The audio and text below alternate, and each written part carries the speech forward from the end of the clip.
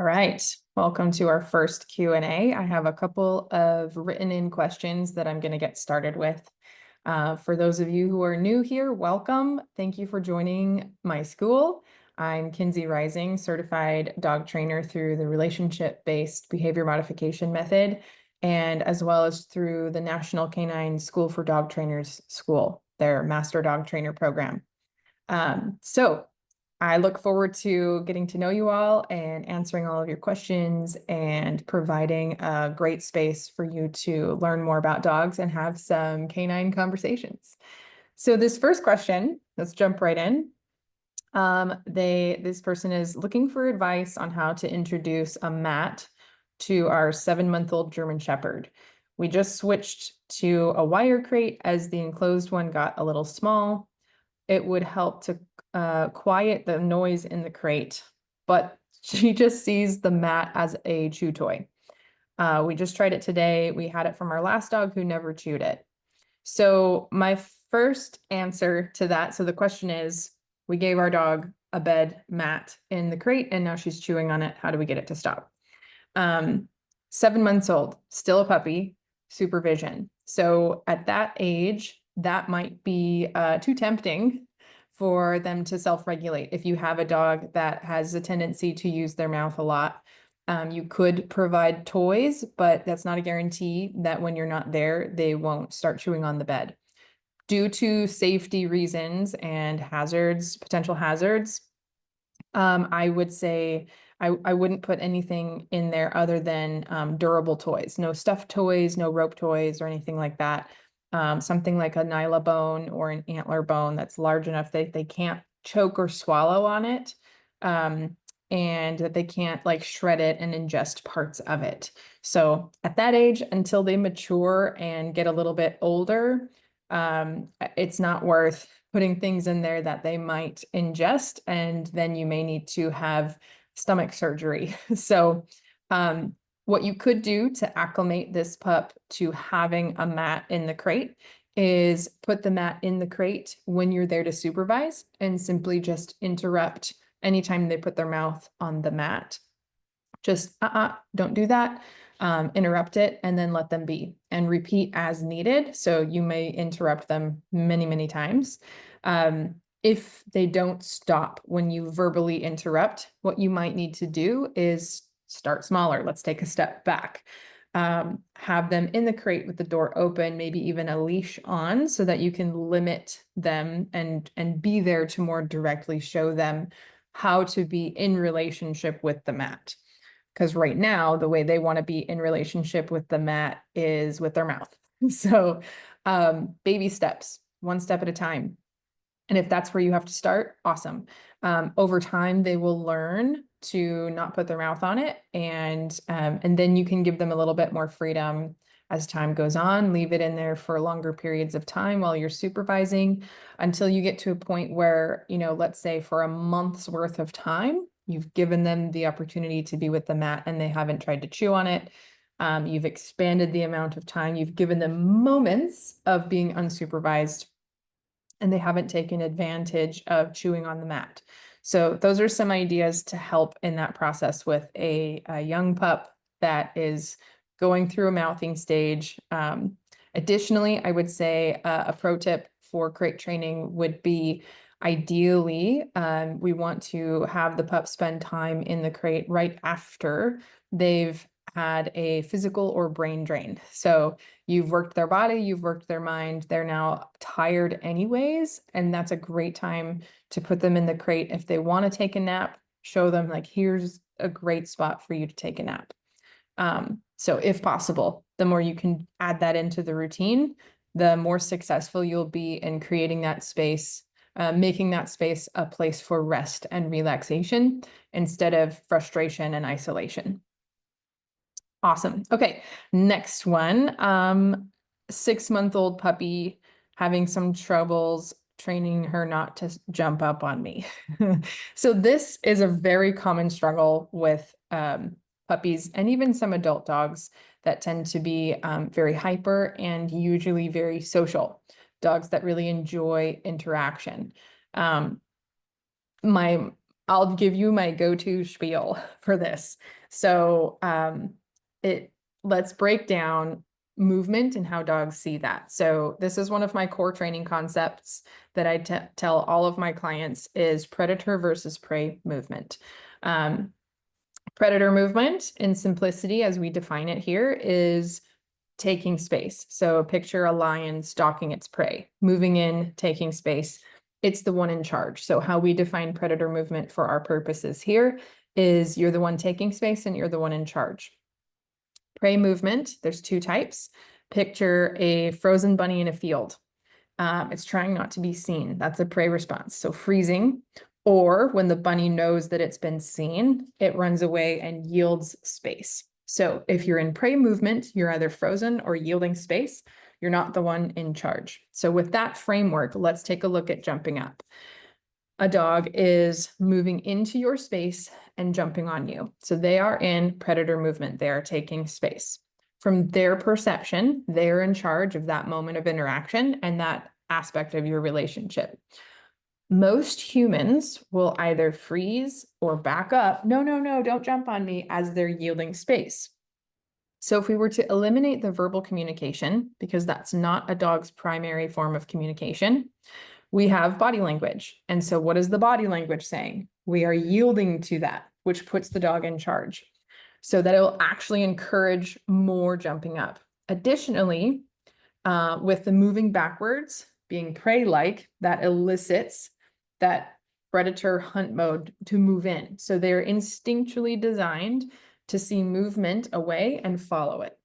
So it's encouraging more.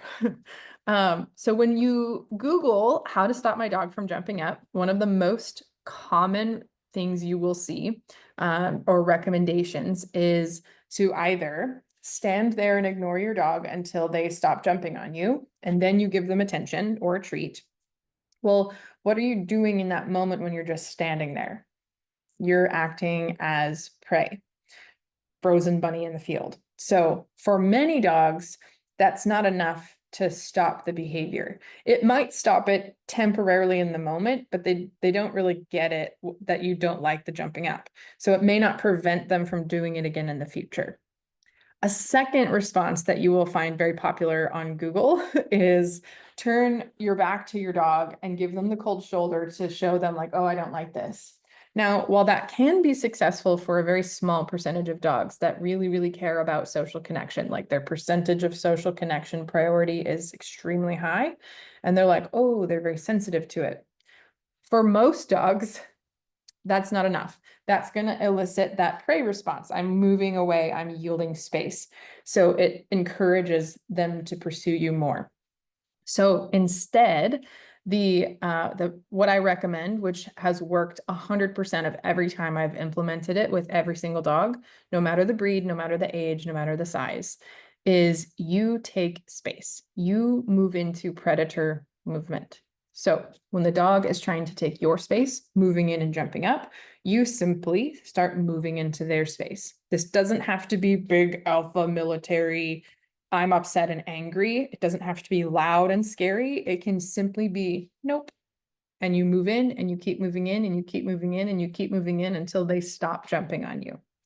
For some dogs that are well practiced in the jumping up activity, you may have to move in and keep moving in for several feet until they stop. And they might stop and kind of look at you like, well, that's different. That's weird. And then try again. So then you'll have to move in again. So every time they jump up, move in. What you'll probably find is this goes against human instinct to kind of flinch or back away.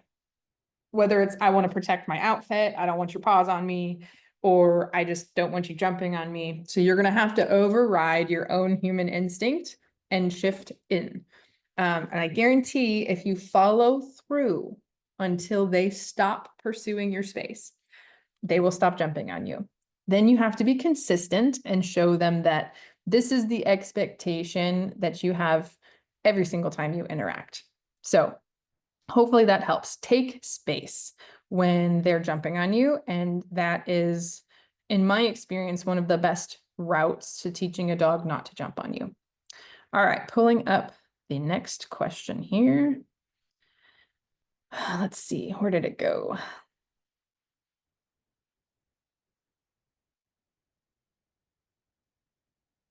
Best way to potty train a 2-month-old. So potty training. Supervision is key. When you have a young puppy, keep your expectations low in that they don't have the physical or mental capacity to hold it very long or even to know that they have to go. It's kind of like, we don't expect infant humans to be potty trained when they're very young and they're barely walking and whatnot. They're still wearing diapers.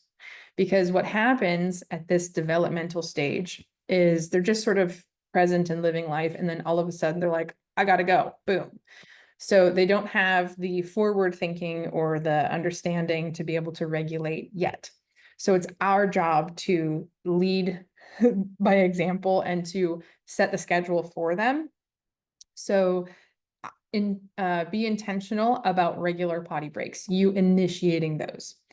Another thing I would say with that, especially with small breeds, people have the tendency to kind of scoop up their puppy and carry them outside and then put them down. I want you to think about building that neural pathway of them becoming independent long term. Every time you scoop up your puppy and carry them and then set them down, they're just all of a sudden transported to a new world and they don't know how they got there. So you're not building that track of them learning to go from point A to point B to go potty in the proper space. So even with the little teeny tiny breeds, I recommend leading them there on their own 4 paws, letting them walk all the way to it so that they're building that track in their mind of, I have to walk here to go to the bathroom. This is where my bathroom is. Additionally, I would pick a location in your backyard, front yard, whatever it is, wherever you're going, typically outside. Pick like a 5 foot by 5 foot area. If you have a large breed, you can expand that a little bit, but have them on leash so you can limit them from running off and going and playing and forgetting what we're doing. Take them to the same spot every time. This becomes their bathroom spot. And with the pattern of this is where we go every time, multiple times a day, you're building that habit. And so over time, that's just what we do. But we have to create that habit in them, and that will take several weeks. Some puppies mature in this area very quickly, and some puppies mature in this area very slowly. So it can take some time. And I would say, I wouldn't really start fully expecting most puppies to be capable of showing some sort of physical restraint until they're around 6 months or more.